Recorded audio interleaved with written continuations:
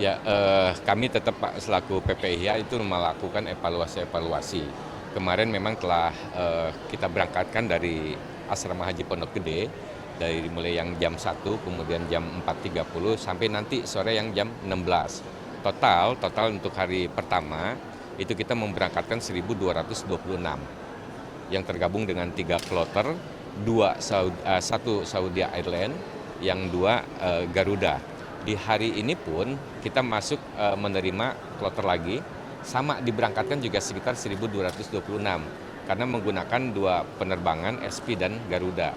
Yang SP itu 440, yang Garudanya 339. Dari hasil evaluasi kami yang penerbangan yang pertama itu memang ada beberapa hal yang harus kita perbaiki, misalnya di timeline keberangkatan dari asrama menuju SG1. Karena kalau di haji ini kan manajemennya manajemen waktu, Pak. Kalau kita terlambat sedikit dari sini, maka terlambat di penerbangan, itu dampaknya juga akan terlambat di Madinah dan di Jeddah. Sehingga mengganggu penerbangan internasional. Dan kalau misalnya penerbangan Garuda SP yang delay, terutama Garuda, kalau delay di sana dia juga kena cas.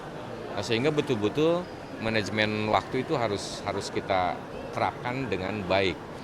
Nah, untuk evaluasi di lainnya, semacam pemeriksaan jemaah haji, pemeriksaan lanjutan kesehatan, itu sudah alhamdulillah karena kami melakukan inovasi, diantaranya melakukan inovasi fast track untuk lansia, untuk mempercepat pemeriksaan.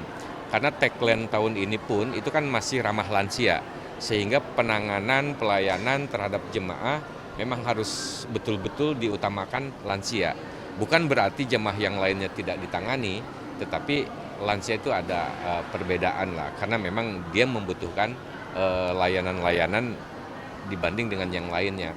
Tetapi perlu kami sampaikan juga bahwa sekalipun lansia itu dari perspektif regulasi itu 65 tahun ke atas, tidak menutup kemungkinan usia 40 di bawah itu juga harus kita tangani sama seperti lansia. Misalnya yang resiko tinggi. Di setiap manusia kan yang muda juga tentunya ada resiko-resiko tinggi, dan itu kita tangani juga. Di sini misalnya dalam hal pemeriksa kesehatan kita bagi zona. Ada zona yang zona putih, zona kuning, zona merah. Kalau zona putih dia sehat.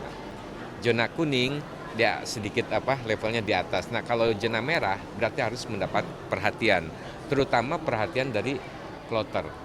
Nah, perlu kami sampaikan bahwa di dalam kloter itu kan ada 5 petugas ditambah lagi PHD menjadi 8 semuanya. Ini akan membantu semua jemaah haji selama dalam penerbangan. Bagaimana di pesawatnya dan sebagainya itu akan dibantu. Dan petugas kloter ini pun merupakan jembatan antara di pesawat dengan nantinya di Madinah kalau di gelombang pertama.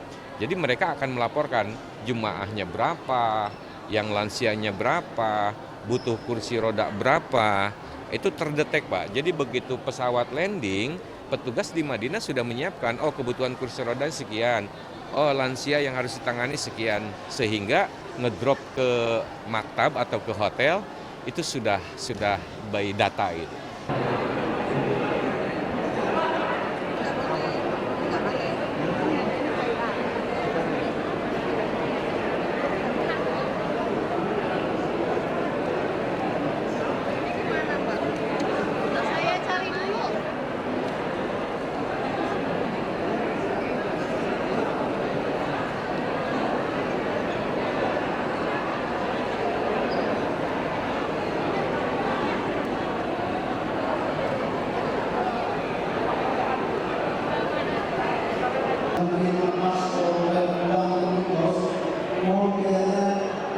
Untuk disimpan yang lain sampai hilang atau lupa paspor dan bukti pos.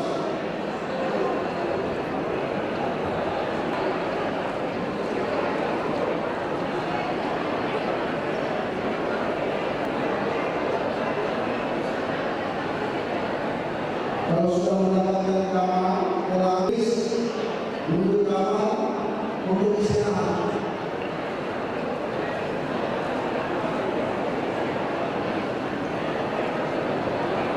Mohon paspor.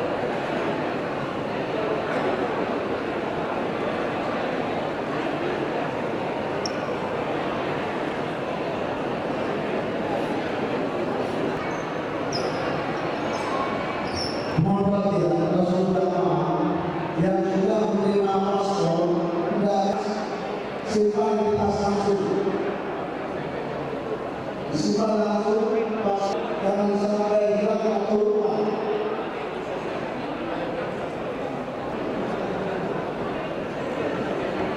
Silakan duduk di sini.